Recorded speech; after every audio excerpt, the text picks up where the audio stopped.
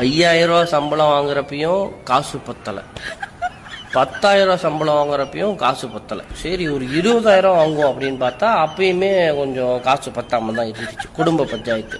ஒரு 50,000 சம்பளம் வாங்கினோன்னா அப்பயுமே பஞ்சாயத்து காசு பத்தலை. இப்போ 1,00,000 சம்பளம் வாங்குகிறோம் அப்படின்னா அப்பயுமே காசு பத்தாது. ஒரு 2,00,000 வாங்குகிறோமா அப்பயும் காசு பத்தாது. ஒரு 10,00,000 வாங்குகிறோமா அப்பயுமே காசு பத்தாது. இது வந்துட்டு என்ன பஞ்சாயத்து, என்ன ஒரு நிலைமைன்னே தெரிய மாட்டேங்குது. எவ்வளோ காசு வாங்கினாலும் காசு பத்தைய மாட்டேங்குது. ஏதாவது ஒரு பஞ்சாயத்து வந்துக்கிட்டே இருக்குது. இங்கே எடுத்து இங்கே போடணும், அங்கே எடுத்து அங்கே போடணும், ஏதாவது சொல்லிக்கிட்டே தான் இருக்கிறானுங்க. இது என்ன தான் தீர்வு அப்படின்னு சொல்லி ரொம்ப யோசிச்சு பார்த்தா ஒன்றுமே விடை தெரிய மாட்டேங்குது. உங்களுக்கு தெரிஞ்ச விடையை சொல்லுங்கள். நன்றி, வணக்கம்.